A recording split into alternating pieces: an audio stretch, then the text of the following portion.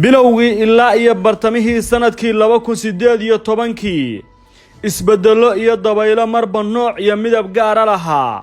ayaa ka curtay gobolka bariga Afrika waxayna ku dhufteen dalka ugu dadka badan gobolka oo ah Itoobiyada qowmiyaduhu degan yihiin isbedeladaasi waxa ay miro dhaleen ama u gudbeen xagga socod baradka bishii Abriil ee sanadkii 2018 xilligaas oo si adag siyaasadda gudaha ee Itoobiya loogu jabshay TPLF oo ahayd ururka gacanta ku hayay EPDRF oo hayay talada Itoobiya Abriil 2018 kaliya Itoobiya uma baryin waaga cusubi wuxuu saameyn ba'an ku yeeshay siyaasadii guud ee gobolka Soomaaliya ayaana bilow ka ahayd meelaha ugu badan ee uu saameynta ku yeeshay marka la eego hanaanka la macaamilka ee TPLF ee dawlad goboleedyada oo wiiqmay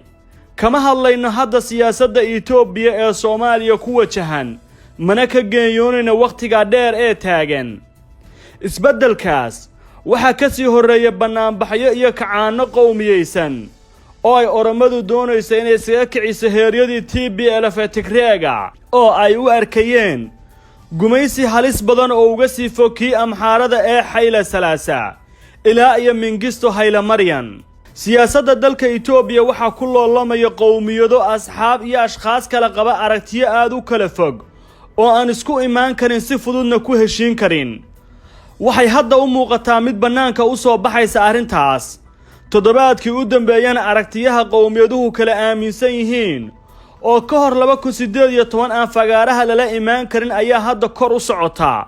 adiga oo jooga gudaha Itoobiya madaxweynaha ismaamulka Oromada ayaa daahfuray si cadna u diray sheegashada kaadirka Amxaarada ee ah inay doonayaan Itoobiya laga dhigo hal qowmiyad taas oo la macnaa in laga guuro nidaamka federaalka loona guuro kii Mengistu Hayle Mariam ama dargigii oo ahaa xukuumad dhexe oo awood badan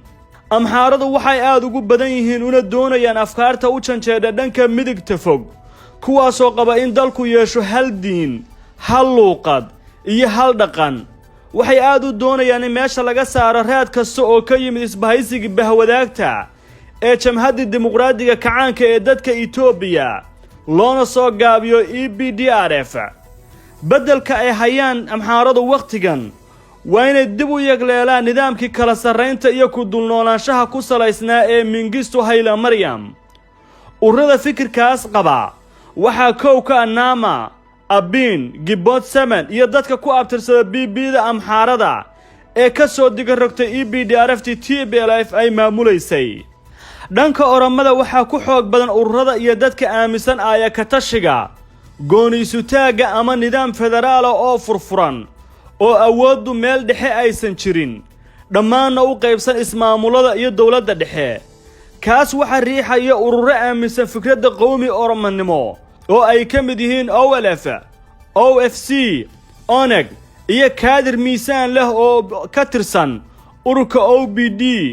ama hadda BBda gacanta ku haysa talada Itoobiya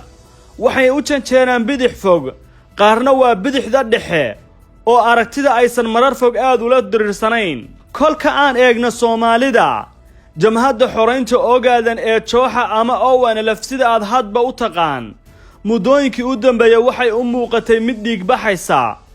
in ka badan 40 sano oo ay ku jirtay dagaal nafhurid ah oo aysan garab u haysan kulana jireen Mengistu Hayle Mariam Hayle Salaasa ilaa TPLF 2 sano oo ay halgankii qoriga u bedeleen qalinka sida waslad hiliba ayay u kala daadatay laakiin wali waxaa jira fursado ay dib isugu abaabuli karto kama hadlayna marxaladaha hoose ee jooxadii u digarrogotay xisbi siyaasadeedka Itoobiya laakiin dooda socota ee nidaamyada isku haya Itoobiya ma muuqato wali mowqifkeeda oo cad inay cambaarayso dagaalkii lagu qaaday cadawgeedii shalay ee Tigreega ayayna maalmo badan u martay ilaa ugu dambeyntii xilligii dhamaadka ay kafadda raajixisay dhinaca kale ee Soomaalida ee muuqata waa Mustafa Maxamed Cumar madaxweynaha dawlad deegaanka Soomaalida aragti ahaan waa siyaasi furfuran oo 2 sano ee xukunka joogay waxa lagu tirinayay inuu si siyaasadeysan u dhexgalay siyaasadda federaalka Itoobiya ee Addis Ababa aragtidiisa ku wajahan marxaladaha cusub ee isgarbinaya waxay u muuqdaan inuu taageersan yahay Itoobiya wada jirta federaal ah qowmiguna yahay waxa kaliya ee sareeya taas waxay isaga dhow yihiin ururada Oromada ee sababta u ahaa ama hormuudka u ahaa in TPLF ay meesha ka baxdo Mustafa Cumar oo dhawaan qoraal ku daabacay bartiisa gaarka ee Facebook laguna qoray afka Ingiriisiga ayaa isbarbar dhigay kala doorashada aragtiyaha sare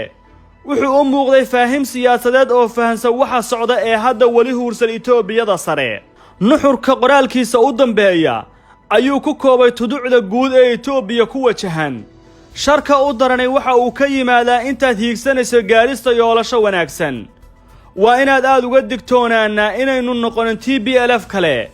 maadaama aanu la noolay 30 sano waabayda TPLF dhammaanteen waxay nagaga tageen mariid gudaheenna ayuu ku soo koobay qoraalkiisa shacabka Soomaali galbeed waxay muddo dheer dalbanayeen in la helo madax bannaani qodobada dastuurka Itoobiya ayaana u ogolaanaya in qowmiyaduhu dalban karaan madax bannaani laakiin ONLF ama Joxa oo hogaamin jirtay qorshahan macadda nuxurkeeda dooda waqtigan ee ku wajahan arrinta taagan Mustafa isku aragti baanu nahay sidaanu u fikirayno ayuu u fikirayaa xaqiiqadii taasoo ah in shacbiga Soomaalida ogaadeen ay xaqooda helaan inay wax alla waxay leeyihiin waxa qowmiyadaha kale ay helaan ama qowmiyad amxaar ha noqdo ama qowmiyad kale ha noqotee in shacbiga Soomaaliya inuu helo xaqaq xuquuqdiisa oo dhammaystiran sidaanu anagu u arkayno yay maamulka deegaanku iyo madaxdiisu ay sidaasay u arkaan isku aragti baanu nahay doodahan iyo mawjadaha siyaasadeed ee socda waxay si daafuran u soo bixin kolkii ay muuqato in hoos loo dhigay 90% wax ka badan awoodii kooxdii Tigreega ee TPLF oo laga qabsaday gobolkooda waxaana cabsi laga qabi karaa in habeen guurka siyaasadeed ee Itoobiyada sare uu noqdo mid hal mar isbedela Abiy Ahmed ka israaga badan ahna korneelka military iyo sirdoonkaba isla soo maray wuxuu si aan cadayn ula hadlayaa dhinacyada laakiin dadka aragtidiisa diidan waxay rumaysan yihiin inuu aaminsan yahay inuu yahay boqorka toddobaad ee Itoobiya boqornimada dhulka haylaanka laga sheegto waxay la mid tahay qof qaba aragtidii Mingisto Hayle Maryam iyo kii ka sii horeeyay ee ilaa Mililikh waana aragtida ay qowmiyadda Amxaaradu aad u jeclaan lahaayeen xilligan inay ka soo daahirto Itoobiya laakiin korneelka ay abtiga u yihiin Amxaaradu ee Abiy Ahmed ma aha nin si fudud loogu hoosgelin karo